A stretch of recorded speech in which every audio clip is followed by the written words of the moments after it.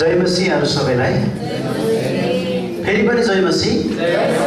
हामी छलपष्ट भइराखेका छौँ अनि अलि मिलेर पछाडिदेखि अगाडिसम्म कतिजना बाहिर जानुभएको छ। अनि सबै प्रकारले आउँदै परमेश्वरको वचनलाई हामी ध्यान दिएर सुन्नेछौँ। आमेन।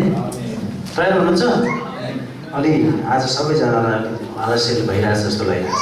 गीत पनि अलि हिजो गाउँदा निकै जोस थियो, आज गाउँदा एकतिर कता गइरहेछ अर्कोतिर कता जस्तो फिल भयो थियो मलाई। आउँदा म पनि मादल बजाउनु थिएँ लुकेर। तपाईँहरूले स्वीकार्नुभयो। जस्तो भए पनि हामी परमेश्वरको महिमा गर्छौँ र त्यसैको निम्ति हामीले बोलावट पाएका छौँ। धेरै समय पछाडि हाम्रो सबै सरिता बहिनी छोरा पाएर हराउनु भएको थियो अनि आज फेरि आउनुभएको छ। बहिनीलाई स्वागत छ अनि उहाँको श्रीमानको लागि प्रार्थना गरौँ। उहाँ नेपालीपट्टि जागिरी हुनुहुन्छ सशस्त्र क्याम्पमा अनि उहाँले पनि प्रभुलाई चिनेर अगाडि बढ्नु भएको होस् भनेर प्रार्थना गरिदिउँ। हाम्रो विनोद सर र सुस्मिता म्याम पनि आउनुभएको छ। उहाँहरूको लागि पनि हामी उहाँहरू जतिजना आउनुभयो उहाँहरूलाई पछाडि उहाँहरूको लागि हामी ताली बजाउँदै एकचोटि स्वागत छ। आज धेरैजना हुनुहुन्न हाम्रो माझमा। कोही बिरामी भएर बस्नुभएको छ, कोहीले कसैले जानकारी गराउनु भयो, कसैले गराउनु भएको पनि छैन अनि विदेश जाने त विदेशमै हुनुहुन्छ। अब उहाँहरूको लागि हामी सधैँ प्रार्थना गरिरहेछौँ। 15-20 जना व्यक्तित्वहरू जो हाम्रो माझमा हुनुहुन्न र यहाँ हुनुभएकाहरू थुप्रो मानिसहरू आज आउनु भएन। उहाँहरूको लागि हामी प्रार्थना गर्ने नै छौँ। अहिले चाहिँ हामी परमेश्वरको वचन सुनौँ र अघि कन्फरेन्सको विषयमा सूचना पनि सुन्नुभयो यहाँहरूले। तपाईँहरू हामी मिलेर 20 जना 15 देखि 20 जना भनेका छौँ। तपाईँले आज नाम लेखाउनु भयो भने अलि धेरै राम्रो हुनेछ। मलाई कतिजना चाहिँ व्यक्तिगत रूपमा भन्नुभएको छ र कतिजनालाई मैले पनि भनेको छु र तपाईँले आज विशेष नाम लेखेर म पनि है कन्फरेन्सको लागि भन्नु भने अब 2 हप्ता मात्रै बाँकी छ र यो मौका सधैँ आउँदैन। तपाईँहरू तयार हुनुहोला। ठिक छ? आमेन। आज अलि चिसै भएको क्या हो? अस्ति घाम लागिरहेको थियो, आज निकै चिसो भयो। हुन्छ, हामी परमेश्वरको वचन पल्टाउनेछौँ। टी सर्ट पनि बनेको छ कन्फरेन्सको लागि।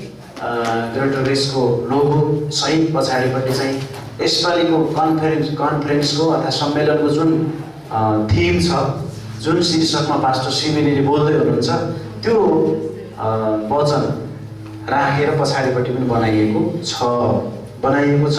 र अगाडि चाहिँ लोगो छ।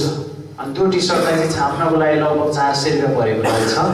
हाम्रै लिडरहरूमध्ये एकजनाले त्यसलाई लगानी गर्नुभएको छ, चर्च र उहाँहरू मिलेर, र 100 रुपियाँ चाहिँ त्यसको अर्को एक्स्ट्रा जोडेर 500 रुपियाँ भनेको छ। यहाँ आज आउनुपर्ने थियो, भाइहरूले बिर्सिनु भएछ र आएको छैन। 10 बजीसम्म भए पनि पुर्याउने भनेको छ। तपाईँसँग पैसा भए लानुहोस्, नभए पनि लानुहोस्। कन्फरेन्ससम्म दिए पनि हुन्छ। 500 रुपियाँ कन्फरेन्स जान 500 रुपियाँ, टी सर्ट पनि 500 भने चाहिँ हात्ती नै जाने स्थिति छ। त्यसको लागि पनि प्रार्थना गर्नु है। टी सर्ट चाहिँ त्यो कन्फरेन्समा मात्रै लाउने भन्ने होइन, जहिले पनि लाउनु मिल्छ। राम्रो बलियो खालको हो र अरू बेला पनि म भन्छु कोयाले चाहिँ सधैँ लगाएर राम्रो देखिन्छ। एकै खालको देखिनेछ अनि ब्लू रेड 2 कलर छ, विभिन्न साइजमा छ। तपाईँ मोटो हुनुहुन्छ मोटै छ, दुब्लो हुनुहुन्छ दुब्लै साइजमा त्यो टी सर्ट बनेको छ र त्यो 200 वटा छापिएको छ। हामीलाई 20 वटा परेको छ मोलपानीलाई। अनि 20 वटा हामी सायद गुमाउँदैनौँ होला, पछि नपाइन सकिन्छ कन्फरेन्स जाने दिनमा चाहिँ। हुन्छ, अब हामी परमेश्वरको वचनलाई हेर्नेछौँ, पल्टाउनेछौँ। तपाईँहरूले मलाई 30-35 मिनट एकदमै ध्यान दिनुपर्ने छ। आज हामी एकदम महत्त्वपूर्ण विषयमा सिक्नेछौँ। सुरुमा तपाईँले 49 अध्याय भजन सङ्ग्रह पल्टाउनुहोस् त। 49 अध्याय,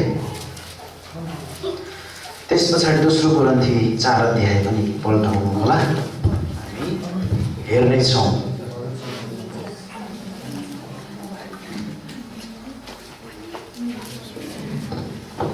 भजन सङ्ग्रह 49 मेरो बाइबलबाट म पढ्दैछु। तपाईँले पल्टाइसक्नु भयो होला। पल्टाउनुभयो? आमेन। मैले अघिदेखि सञ्चालकज्यू असाध्यै जोसिलो हुनुहुन्थ्यो। यहाँ अरू सबैजना ओइलाइरहेको पाएँ। कोर्सिङमा गीत क्वायर लिडर लगायत ग्रुपले एकदमै राम्रो गीतहरू गाइरहनु भएको थियो। म सहनै सकिनँ र अगाडिसम्म आएर रेकर्ड गरेँ, लाइभै गरेँ मैले। तर तपाईँहरूको प्रस्तुति आज एकदमै न्यून रह्यो। किन त्यस्तो भयो? फेरि सबै व्यक्तिजनाको होइन, मलाई थाहा छैन। सबैले एउटै व्यथा लाग्यो हो कि भन्ने पनि हल्का ठाउँमै भएको छ। त्यसैले तपाईँहरूले किन त्यस्तो गर्दै हुनुहुन्छ? अब अहिले वचन सुन्ने बेलामा चाहिँ तपाईँ त्यही व्यक्तिगत प्रार्थना गरेर नढल्नु होला भनेर आग्रह गर्न चाहन्छु। र आमेन भन्दाखेरि पनि आमेन आज आइरहेको छैन। पहिले के अरे भजन सङ्ग्रह 49 को केही पद हामी हेर्छौँ, त्यस पछाडि दोस्रो कोरिन्थीबाट मैले भनिहालेँ। आउनुहोस् म तपाईँलाई पढेर सुनाउँछु। 49 अध्यायको विशेष गरी 6 पद, 7 पद, 8 पद, 9 पद, 10 पद। जसले आफ्नो धन सम्पत्तिमाथि भरोसा राख्छन् र आफ्नो धनको भरिपुरीमा घमण्ड गर्छन्, तीमध्ये कसैले पनि आफ्नो भाइलाई कुनै रीतिले छुटाउन सक्दैन, न त उसका निम्ति परमेश्वरलाई छुटकाराको दाम नै दिन सक्दछ, किनकि तिनीहरूको प्राण छुटकाराको दाम अमूल्य छ र प्राणको छुटकाराको दाम अमूल्य छ र कहिल्यै पुग्दैन। फलस्वरूप ऊ सधैँ बाँचिरहोस् र सडावट नदेखोस्, किनकि उसले बुद्धिमान मानिसहरू मर्दा रहेछन् र त्यसै गरी मूर्ख र विवेकहीन मानिस पनि नष्ट हुँदो रहेछन् र आफ्नो धन सम्पत्ति अरूका निम्ति छोड्दा रहेछन् भनी देख्छ। त्यस पछाडि हामी 16 र 17 मा जान्छौँ। जब कोही धनी हुन्छ, जब त्यसको घरको महिमा बढ्छ, तब तिमी नडराऊ। हेर्नुहोस् है, तब तिमी नडराऊ। कोही धनी हुन्छ भने नडराऊ, किनकि जब त्यो मर्छ त्यसले केही पनि बोकेर लैजाने छैन। 17 पदले बताएको सत्यता चाहिँ यहाँ छ। किनकि जब त्यो मर्छ त्यसले केही पनि बोकेर लैजाने छैन। त्यसको महिमा त्यसको पछि पछि जियानमा ओर्लने छैन। त्यसको महिमा, त्यसको इज्जत, त्यसको जुन प्रकारको प्रेस्टिज होइन, जुन प्रकारको त्यसको छ नि, ओहो फलानु जस्तो भन्ने छ, त्यो चाहिँ ऊ मर्दा सँगसँगै जियानमा जाँदैन। बिचरा के लगेर आयो, नाङ्गै आयो नाङ्गै भयो, यस्तो थियो भन्ने खालको मात्रै कुरा रहन्छ, तर उसको ऊ चाहिँ जाँदैन। त्यो महिमा इज्जत सबै चाहिँ त्यहाँ जाँदैन भनेर यहाँ बाइबलले बताउँदछ। र विशेष गरी यो खण्ड हामीले पढिसके पछाडि यो एक दुईवटा कुरा म पहिले यसमा बताउँछु र म दोस्रो कोरिन्थी 4 अध्यायमा जान चाहन्छु। वास्तवमा धन सम्पत्तिको विषयमा मैले अहिले बोल्न खोजिरहेको छैन, तर तपाईँ र म जस्तो व्यक्तिहरू, मूल्यहीन मानिसहरूलाई परमेश्वरले हामीभित्र, मूल्यहीन मानिसभित्र बहुमूल्य चिज राख्नु भएको छ, बहुमूल्य कुरा राख्नु भएको छ, बहुमूल्य धन सम्पत्ति तपाईँ र म भएका छौँ भन्ने विषयमा म तपाईँलाई बोल्दैछु आज। त्यसैले धन सम्पत्तिमा भरोसा राख्ने, धन सम्पत्तिमा गर्व गर्ने संसारका जतिसुकै मानिस भए तापनि ती मानिसलाई हेरेर तपाईँ र म दिक्क हुँदैनौँ, कति पनि हामी निराश बन्दैनौँ। वास्तवमा त्यसले केही पनि हामीलाई दिँदैन, त्यसको कुनै पनि अर्थ हुँदैन भन्ने कुरा यहाँबाट छ। त्यस पछाडि कुनै पनि भाइको लागि, अर्थात् एउटा व्यक्ति जो मर्न गइरहेको छ, मृत्युमा जान लागेको छ भने त्यो मृत्युबाट धन सम्पत्तिले बचाउन पनि सक्दैन। कति छ त मान्छेको मूल्यको, कति छ त मान्छेको मूल्य? पास्टरले भन्नुहुन्थ्यो पेप्सिकोलामा, एउटा मानिस, एउटा धनी मानिस कहाँ ऋण लिन गयो, ऋण लिन जाँदाखेरि चाहिँ अब त्यो पैसावाला मान्छेले चाहिँ के भन्यो भने, तिमीलाई म ऋण दिन्छु ठिक छ, तर तिमीले मलाई केही धितो राख्नुपर्छ भनेर भन्नुभयो। धितो राख्नुपर्छ? धितो भयो त म त्यही धितो अन्त राख्ने, तपाईँको आउँदिन थियो मलाई के गर्ने त? होइन होइन, तिमी अरू नसोच, तिमीसँगै भएको कुरा मलाई दिनुपर्छ, त्यही कुरा म राख्न चाहन्छु। त्यसो हुन्छ नि त, मसँग के छ दिनु, ल तिम्रो दाहिने हात देऊ मलाई। सुन्दै हुनुहुन्छ? आमेन। तिम्रो दाहिने हात देऊ मलाई, अरू चाहिँदैन, तिम्रै शरीरमा छैन, दाहिने हात देऊ मलाई भन्दाखेरि उसले भनेछ, होइन मैले यो करोड पर्ने हात म कहाँ दिन्छु तपाईँलाई भनेर भन्यो। त्यो भनेपछि ओ तिमीसँग करोड त रहेछ त, अनि किन तिमीसँग करोड रहेछ त किन तिमी यहाँ मसँग ऋण लिन आयो? त्यसो त देब्रे हात पनि करोड भयो, अब खुट्टा त अझै कति होला होइन, अनि हुँदा हुँदै हामी त करोडौँ होइन अरबौँपट्टि पो रहेछौँ। हामीसँगै त्यो सम्पत्ति छ, त्यो मान्छे फर्केछ। कहिलेकाहीँ हामी हाम्रो वरिपरि हामीमै भएको त्यो सबै प्रशस्तता नदेखेर अरूको कुरा देखिरहेको हुन्छौँ, हामी अरूकोलाई देखिरहेको हुन्छौँ, अरूलाई ताकिरहेको हुन्छौँ। परमेश्वरले मलाई कति बहुमूल्य बनाउनु भयो भन्ने कुरा बिर्सिराखेको हुन्छौँ। त्यसै कारणले मैले यहाँ जोड्न खोजेको कुरा, मान्छेको प्राणको मूल्य कति हो त? अलि सङ्कटकालमा एउटा व्यक्तिलाई ल्यायो भनेदेखि त्यसको टाउकोको मूल्य यति भन्थे होइन, टाउकोको मूल्य यति भन्थे भनेपछि टाउकोको मूल्य त्यति हुन्छ भने अरूको मूल्य कति होला? मुटुको मूल्य कति होला? किडनीको कति होला? हाम्रा सबै पाठ पूजाहरू, हाम्रा सबै अंग प्रत्यङ्ग जो परमेश्वरले बनाउनु भयो, यी सबै महत्त्वपूर्ण छन्। त्यसैले एउटा मृत्युमा पर्न लागेको मानिसको लागि धन सम्पत्तिले बचाउन सक्दैन। धन सम्पत्तिको प्रशस्ततामा उसको जीवन रहँदैन। लुका 12 अध्यायमा येशू ख्रीष्टले धनी मानिसलाई त्यही विषयमा सिकाउनुभयो। प्रशस्त थियो, उसले भकारीहरू बनाएर यसो गर्छु त्यसो गर्छु भनेर सोचिरहेको थियो। तर हे मूर्ख, तिम्रो आज नै राति तिम्रो प्राण लग्यो भने तिम्रो के हुने सबै चिज ऊ छक्क परेको कुरा छ। त्यसैले गर्दा मृत्युको निम्ति अर्थात् प्राण बचाउनको निम्ति मानिसले अर्थात् पृथ्वीमा भएको कुनै पनि धन सम्पत्ति यथेष्ट छैन भनेर बाइबलले बताउँछ। विशेष गरी 8 पदमा हामीले अघि हेऱ्यौँ, किनकि तिनीहरूको प्राणको छुटकाराको दाम अमूल्य छ र कहिल्यै पुग्दैन। हेर्नुहोस् त, कहिल्यै पनि पुग्दैन प्राणको दाम। 8 पदले बताउँदछ। 7 पदले भन्छ, तिमीमध्ये कसैले पनि आफ्नो भाइलाई कुनै रीतिले छुटाउन सक्दैन, न त उसका निम्ति परमेश्वरलाई छुटकाराको दाम नै दिन सक्दछ। छुटकाराको दाम कसैले पनि मानिसको आत्माको लागि भुक्तानी गर्न सक्दैन, तिर्न सक्दैन।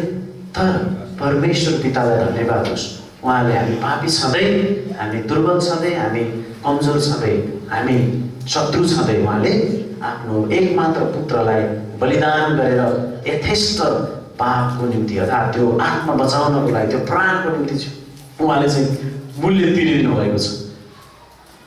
आमेन। पहिलो पत्रुस 18:19-20-21 तपाईँले पढ्नुभयो।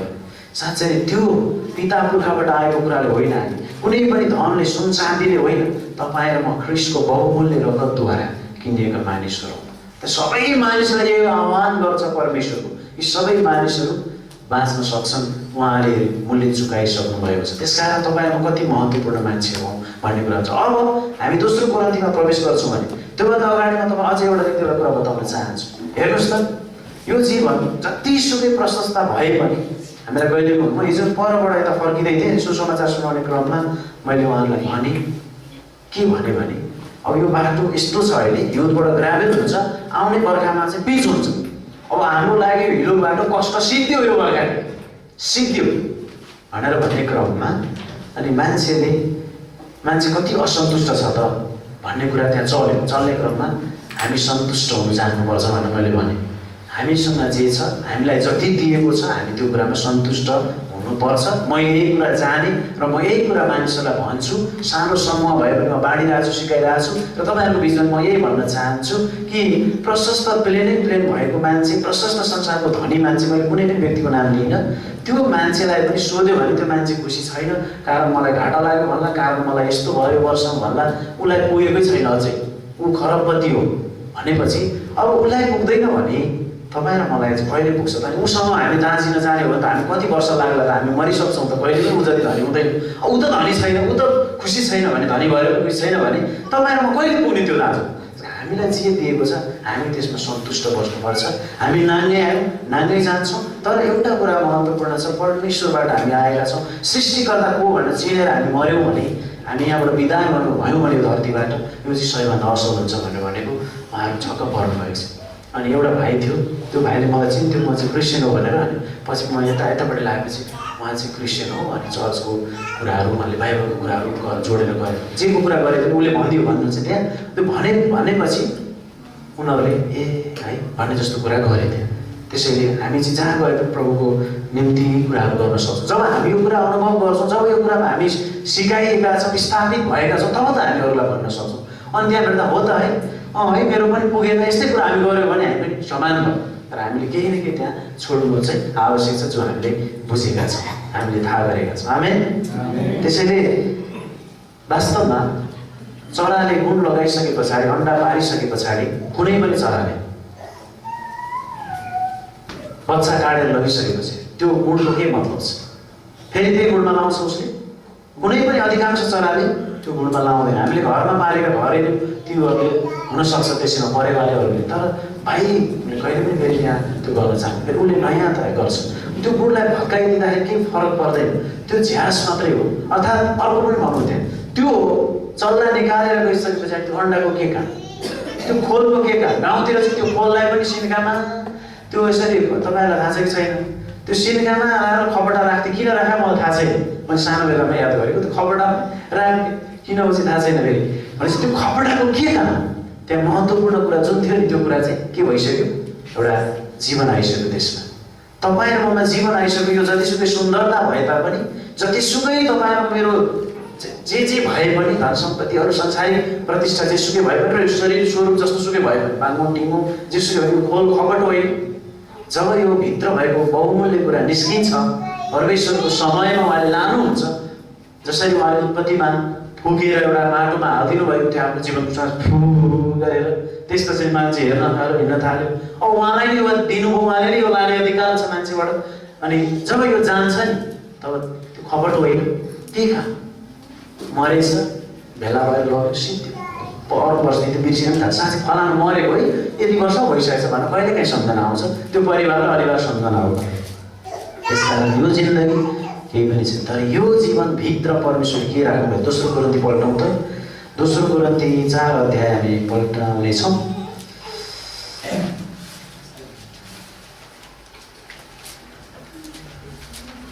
दोस्रो कोरिन्थी 4 अध्यायको 7 देखि 18। आजको मेन कुरा चाहिँ यहाँ छ। मैले अलिकति तपाईँलाई पृष्ठभूमि बाँधेँ र दोस्रो कोरिन्थी 4 अध्याय तपाईँले पल्टाउनु भयो भने हामी पढ्नेछौँ। 4 अध्यायको माथि शीर्षकमा नै मेरो बाइबलमा लेखेको छ, माटोको भाँडामा आत्मिक धन भनेर राखिएको छ। र आजको शीर्षक पनि माटोको भाँडामा खजना अर्थात् बहुमूल्य कुरा भन्ने शीर्षक छ। प्रियहरू,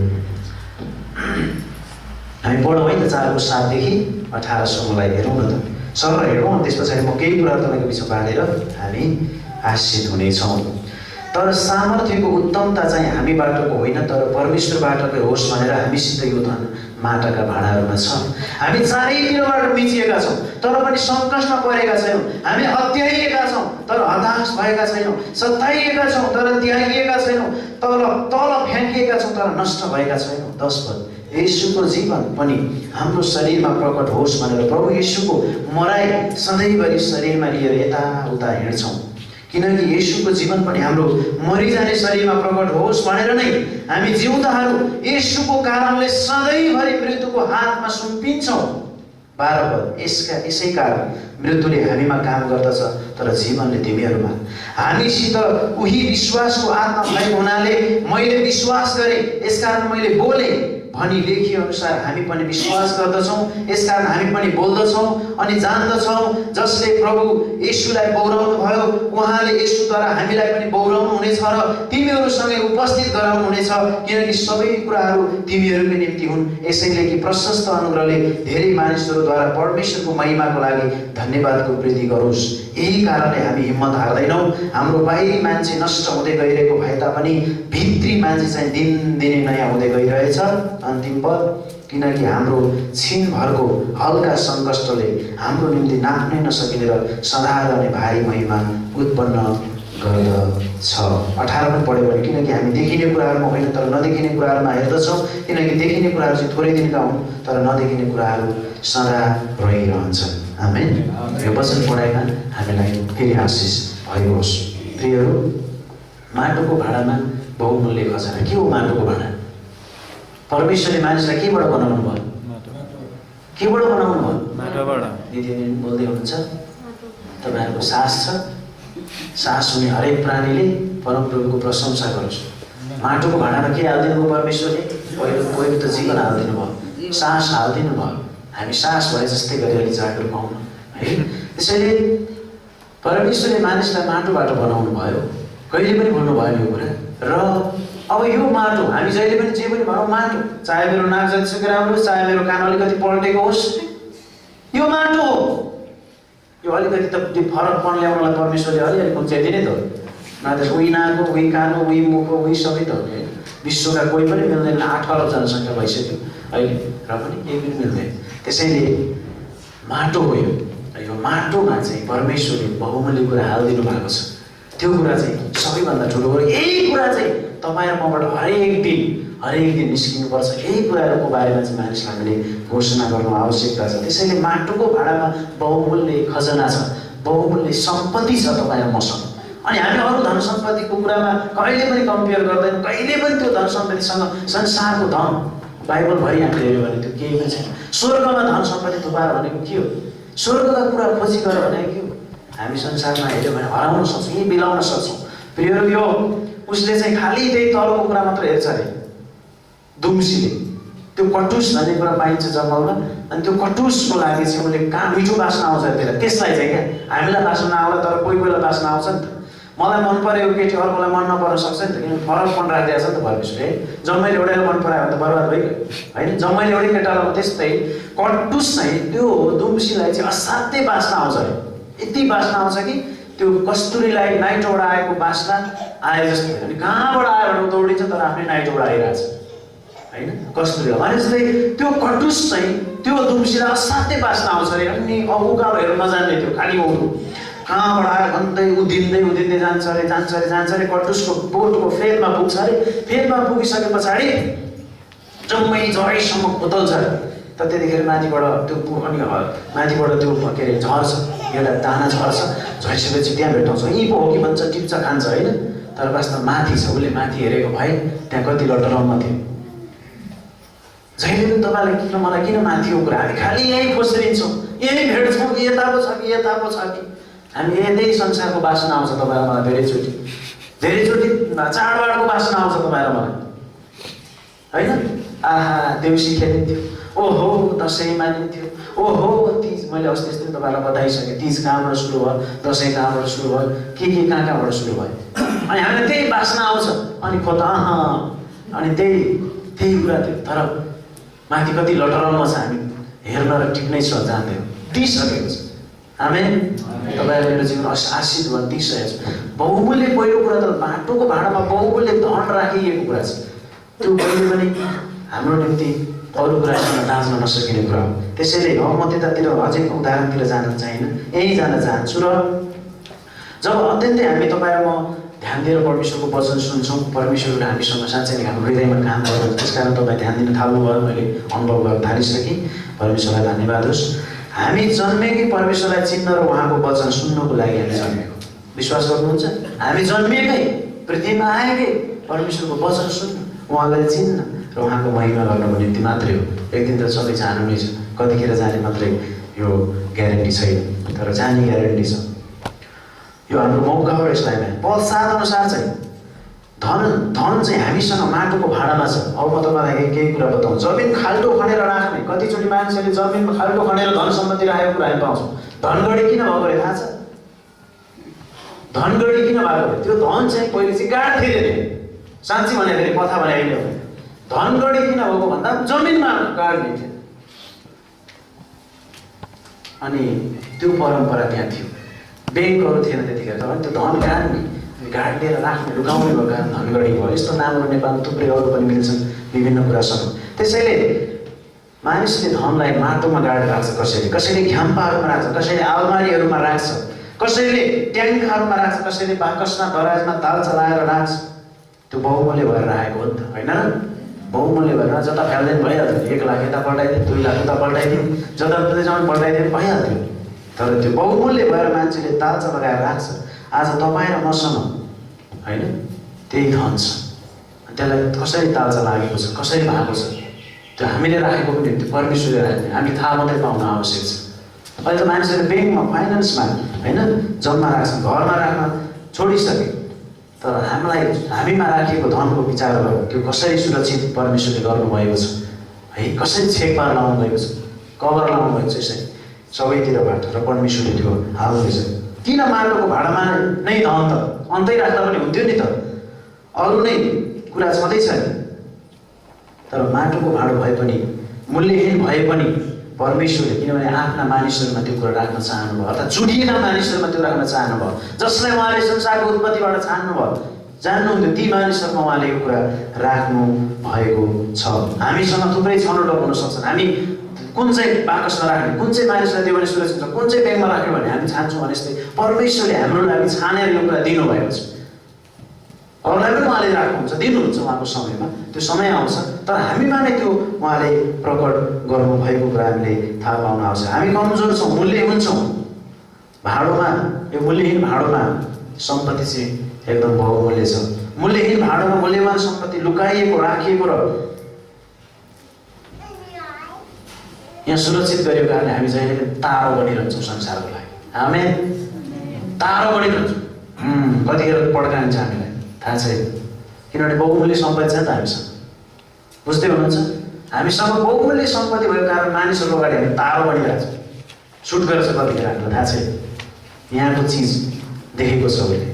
यसरी बुझौँ न एकछिन, कसो हो त? माटोको भाँडाहरूमा खजना छ जुन चाहिँ अनन्त अनन्तका लागि रहन्छ, त्यो खजना तपाईँ र मसँग राखिएको छ। एफिसीको 13:14ले बताउँदछ पवित्र आत्मा तपाईँ र मसँग हुनुहुन्छ। जुन दिन हामीले प्रभुलाई स्वीकार गर्यौँ त्यो दिनदेखि नै त्रिएक परमेश्वरको एक भाग पवित्र आत्मा परमेश्वर तपाईँ र मेरो हृदयमा हुनुहुन्छ। उहाँले हामीलाई छाप लगाउनुभएको छ, तिमी मेरो हो भनेर उहाँले यो पक्का गर्नुभएको छ। एफिसी 4:21 कुरा बताउँदछ। र हामीलाई कुनै पनि कुराले क्रिस्टको प्रेमबाट अब अलग गर्न सक्दैन। आमेन। कुनै पनि कुराले क्रिस्टको प्रेमबाट, रोमी 8:31 देखि हामी हेर्दै जान्छौँ भने कुनै पनि कुराले, अझै 37, 38, 39 हेर्छौँ भने त न जीवनले, न मृत्युले, न अनिकालले, न खेदोले, न कुनै पनि कुराले, संसारमा भएका कुनै पनि कुराले क्रिस्ट येशूको प्रेमबाट तपाईँ र मलाई अलग गर्न सक्दैन। किनभने त्यति बहुमूल्य तपाईँ र म भएका छौँ। त्यसैले आज तपाईँ र मसँग चाहिँ विशेष केही खजनाहरू छन्। त्यो खजनाहरू म तपाईँलाई बताउन चाहन्छु। के खजनाको रूपमा हामीभित्र छ त, हामीसँग छ त भनेर। पहिलो चाहिँ पवित्र आत्मा परमेश्वर मसँग खजनाको रूपमा हुनुहुन्छ। आमेन। पवित्र आत्मा हरेक विश्वासमा हुनुहुन्छ, त्यस कारण तपाईँ र मसँग हुनुहुन्छ। पवित्र आत्मा खजनाको रूपमा मसँग हुनुहुन्छ र बहुमूल्य सम्पत्तिको रूपमा हुनुहुन्छ भने खजना के हो यो खजना भन्ने लाग्यो होइन। मसँग हुनुहुन्छ, यो सबभन्दा ठुलो आशिषको कुरा हो। नम्बर 2, ख्रिस्टको अनुग्रह मसँग छ। ख्रिस्टको अनुग्रह, परमेश्वर पिताको प्रेम, प्रभु येशू ख्रिस्टको अनुग्रह तपाईँ र मसँग बहुमूल्य सम्पत्तिको रूपमा छ। अब तपाईँसँग र मसँग अरू सम्पत्ति छैन भने पनि केही फरक पर्दैन। येशू ख्रिस्टको अनुग्रह बहुमूल्य सम्पत्तिको रूपमा तपाईँ र मसँग छ। उहाँको अनुग्रहले म पृथ्वीमा जे पनि गर्न सक्छु। उहाँको अनुग्रहको कारणले गर्दा म पृथ्वीमा बाँचिराखेको छु। अनुग्रह नै एउटा बहुमूल्य सम्पत्ति अर्थात् खजना हो। पावलले आफ्नो जीवनलाई एकछिन नबुझ्दाखेरि उनले 3 पटकसम्म प्रार्थना गरेको कुरा देख्छौँ। पत्रुसले आफ्नो भाइलाई क्षमा दिने विषयमा उनले के 7 पटक व्यवस्था अनुसार 7 पटकसम्म क्षमा दिने भनेको कुरा हामी देख्न सक्छौँ। व्यवस्था अनुसार, पुरानो नियम अनुसार चाहिँ 7 भनेको चाहिँ पूर्ण थियो, त्यहाँभन्दा उता गर्न सकिन भने 3 पनि त्यस्तै हो। त्रिएक परमेश्वर 3 धेरै ठाउँमा एउटा सिद्ध सङ्ख्या पूर्णताको कुरा हो। त्यसले गर्दा 3 चोटिसम्म उनले भन्यो। किन त 7 चोटि प्रार्थना गरे, 2 चोटि गरे, 5 चोटि गरे, 12 चोटि गरे भने हुन्थ्यो नि त। 3 चोटि उनले आफ्नो समस्याको विषयमा पावलले प्रार्थना गर्दाखेरि परमेश्वरले के भन्नुभयो अरे? दोस्रो कोरिन्थी 12 पढ्दाखेरि 7 देखि 9 पढ्दाखेरि मेरो अनुग्रह तिम्रो निम्ति प्रशस्त छ, तिमी मेरो शक्ति दुर्बलतामा नै सिद्ध हुन्छ। त्यति भएपछि पुगे उनले उत्तर पाए अनि गएर प्रार्थना गरेन आफ्नो लागि, आफ्नो कमजोरीको लागि, आफ्नो रोगको लागि उनले प्रार्थना गरे। तपाईँ र मैले थाहा पाउनु आवश्यक छ, मसँग ख्रिस्टको अनुग्रह छ भने, मसँग पवित्र आत्मा हुनुहुन्छ भने, खजनाको रूपमा बहुमूल्य सम्पत्तिको रूपमा हुनुहुन्छ भने म को हुँ भनेर म चिन्छु, थाहा पाउँछु। अनि म सानातिना यो के भन्छ झिना मसिना कुराहरूमा म अल्मलिनु, मलाई जेसुकै भए पनि, भोकै भए पनि, नानी भए पनि, तिर्कै भए पनि म परमेश्वरको महिमा गर्न चाहन्छु। आमेन। म को हुँ भन्ने मैले थाहा पाएँ। म ख्रिस्टको अनुग्रह मसँगै छ, पवित्र आत्मा मसँगै बहुमूल्य सम्पत्ति हुन्छ। अब परमेश्वरको प्रेम मेरो हृदयमा प्रशस्त गरी खनाइएको छ, यो नै हाम्रो लागि खजना हो। तेस्रो चाहिँ परमेश्वरको प्रेम। आमेन। परमेश्वरको प्रेम भन्नुहोस् त त्यति बेला मेरो हृदयमा प्रशस्त गरी खनाइएको छ, यो मेरो सम्पत्ति हो। आमेन। दाजुभाइ भन्नुहोस् त परमेश्वरको अनुग्रह मेरो हृदयमा प्रशस्त गरी राखिएको छ। आमेन। साँच्चै। अनि अर्को चाहिँ कोही पवित्र आत्मा मसँग हुनुहुन्छ, येशू ख्रिस्टको अनुग्रह, परमेश्वरको प्रेम। वाह। तेस्रो कुरा चाहिँ प्रार्थना।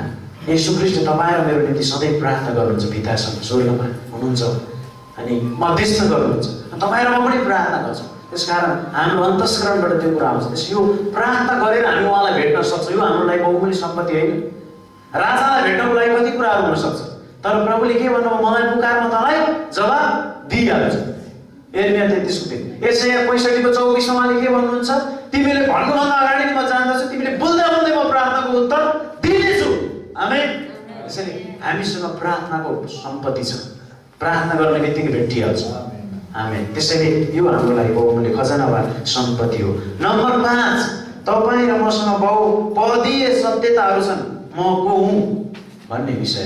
पदीय सत्यता भनेको चाहिँ पद क्या।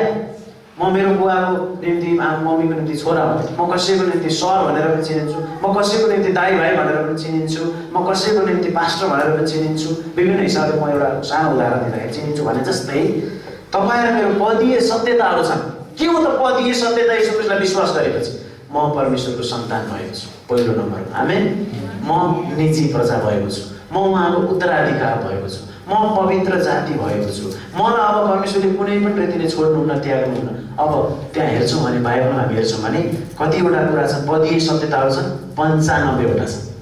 95 वटा कुराहरू यसो ख्रिस्टलाई विश्वास गरेको दिनमा नै तपाईँ र मलाई आएका छन्। वाउ!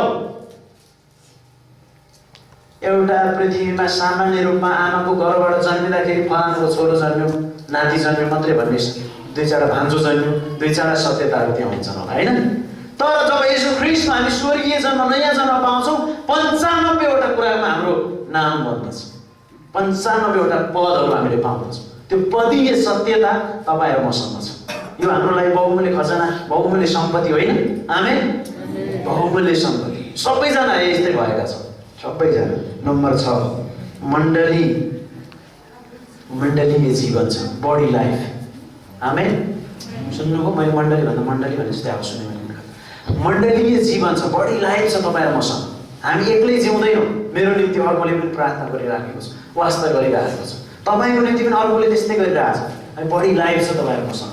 जसरी हामीले खुट्टा, हात, हाम्रो अङ्ग प्रत्यङ्गको एउटा समन्वय छ नि, एकअर्का बिना हामी अपाङ्ग जस्तो छौँ नि, कमजोर हुन्छौँ नि, आँखाले काम गर्दैन, त्यस्तै गरी तपाईँ र म एकअर्का बिना त्यस्तै अपाङ्ग हुन्छौँ प्रिय।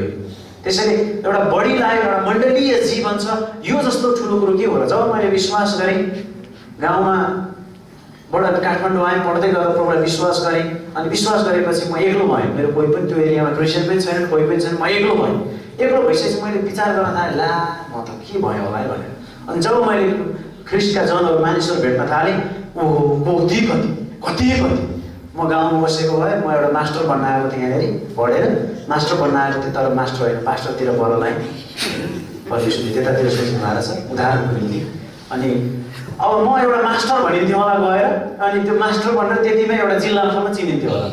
तर परमेश्वरले मलाई विश्वव्यापी रूपमा चिनाउनु, म त्यति मात्र होइन, विश्वव्यापी मण्डलीको सदस्य मात्र होइन, म स्वर्गको निम्ति होइन, परमेश्वर कहाँ जाने मानिस पनि भएँ। आमेन। अनि मेरो कति मानिसहरू त होइन त, अहिले 8 अरब मध्ये 4.5 अरब 5 अरब मानिसहरूको समूह पो ममा भयो। यदि म नरक जान्थेँ भने त नरक जानेहरूको समूह त थोरै नै हुन्छ। आमेन। परमेश्वरको इच्छा छैन कोही पनि नरक जाउँ, त्यसकारण पर्खिराख्नु भएको छ। पहिलो तिमोथी 2:4 प्रतीक्षा गरिराख्नु, तैयारी गरिराख्नु भएको छ परमेश्वर।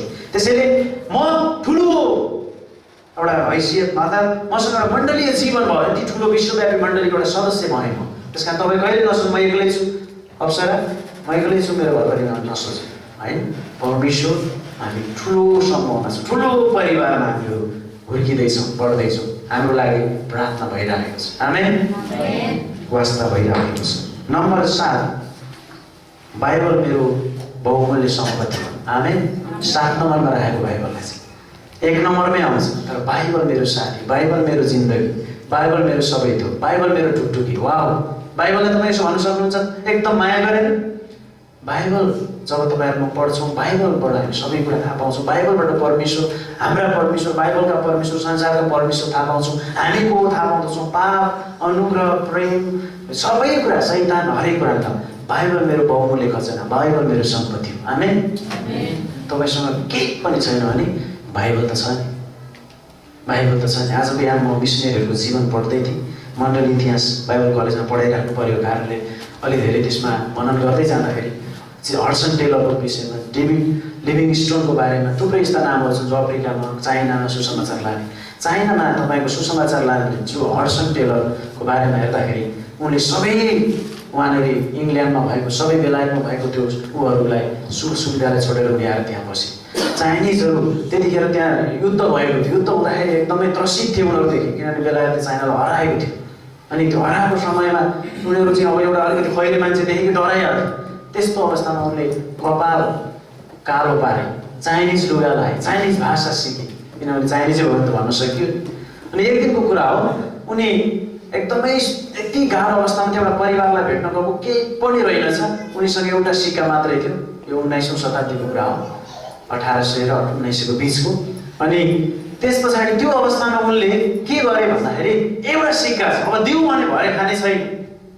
भोलिको लागि त क्रिस्चियनहरूले कहिले बिक्री गर्दैन। आमेन आमेन सुन्दै हुनुहुन्छ? अनि दिउँ भने भरेलाई पनि छैन, एकदम गाह्रो हो।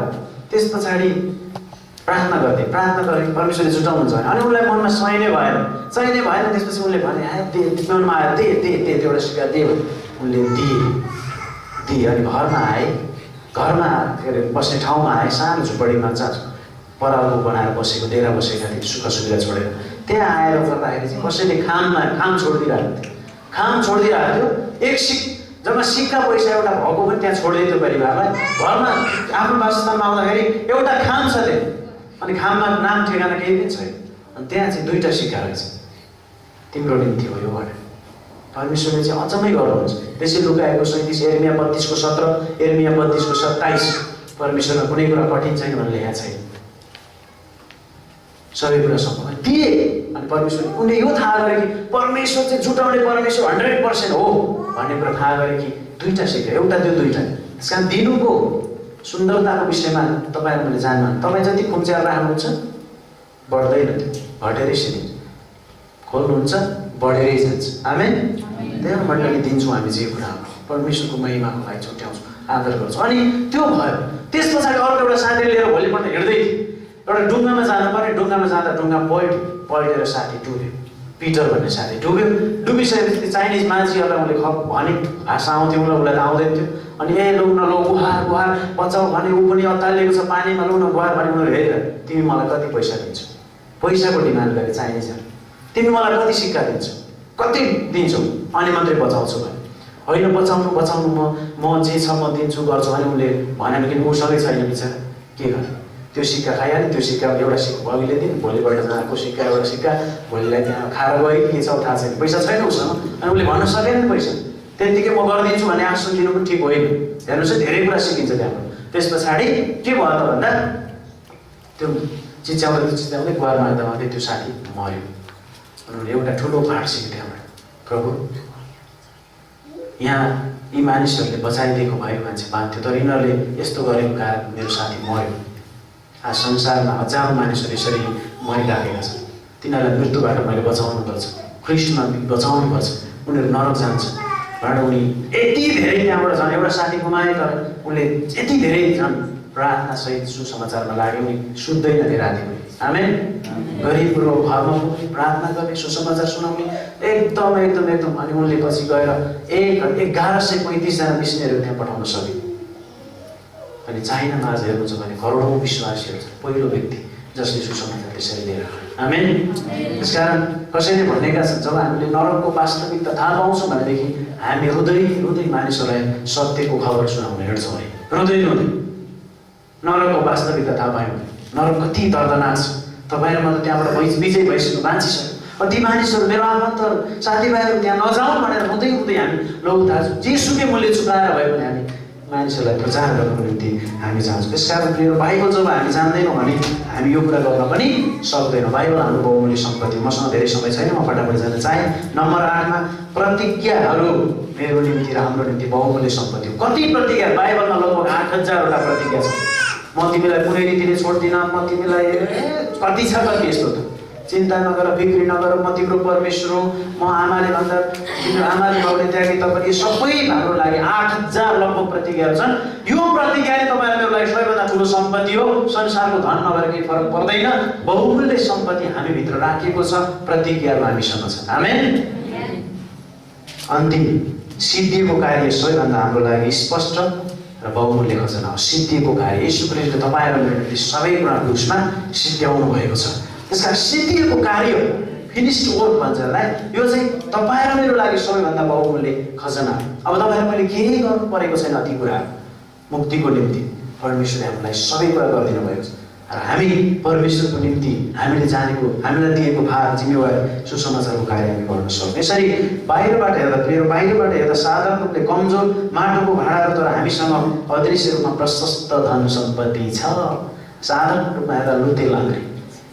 कोरिन्थीको पुस्तक पहिलो कोरिन्थी अनुसार हामी काम नलाग्ने संसारको दृष्टिमा हामी मूर्खहरू पनि होला, तर परमेश्वरले हामी जस्तै मूर्खहरूलाई बुद्धिमानहरूलाई अझै मूर्ख तुल्याउनको लागि छान्नु भएको छ।